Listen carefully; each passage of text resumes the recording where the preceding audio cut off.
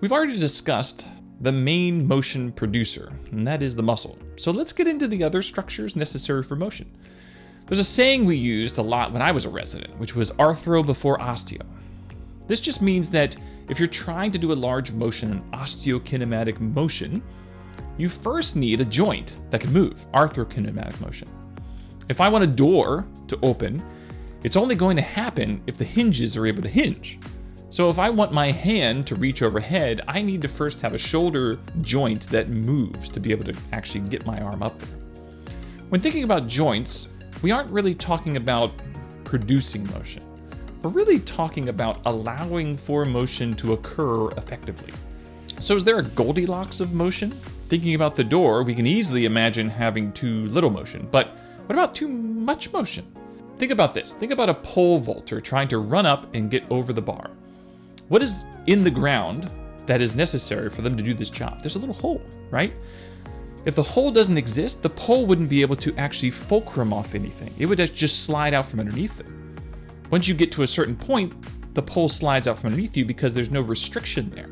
If my shoulder was going to move freely whenever it wants, at some point in my contraction, my deltoid's going to shorten, and the shoulder joint would just kind of keep going down inferiorly, and I'd have a problem, right? And the distal part of my arm wouldn't be able to reach as high, and I'd lose a lot of stability. So I need proximal stability. So we need a good base of support for one end in order to actually move effectively and more distally. But what else makes a good door hinge, or a good swing attachment, or a good slide for that matter? The first thing we probably need is a good surface. If I'm going down a slide, I want that slide to be super smooth, not rough. That's going to help me move down it. In terms of a joint, this is the articular cartilage that is covering a joint. It's going to make it smooth, and it's going to also help with sort of cushioning. But what about water on a slide?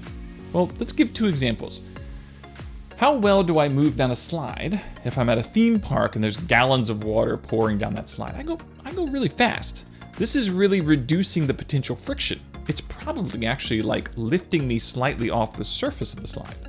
But what happens if it's a hot day outside, super dry, and the slide is super dry, but I'm wearing wet shorts? If you've never tried this, you pretty much instantly just stop on the slide.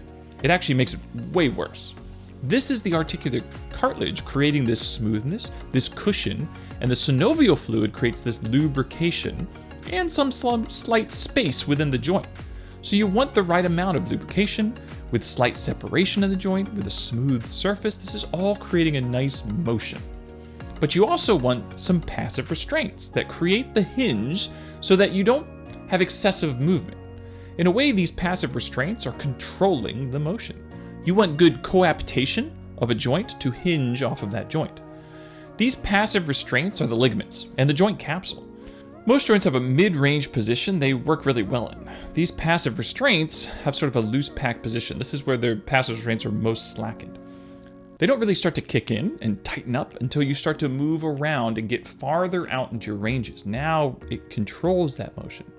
Now this is all well and good, but this is also mostly talking about control of a joint from a very biomechanical sort of woodshop mindset. The more important aspect of control that a joint provides is through its receptors. The ligaments and joint capsules, muscle attachments around it are all highly concentrated in proprioceptors. These are little movement sensors.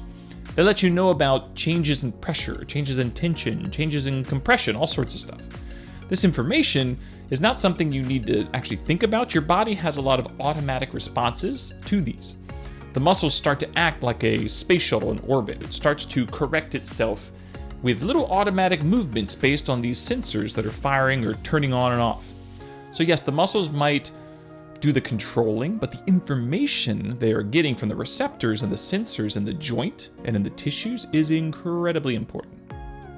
When we get into comparative anatomy, we can talk about the different kinds of joints, the shapes of the joints, the depth of the joints, and the concepts of rolling and gliding, and how all those produce and control motion.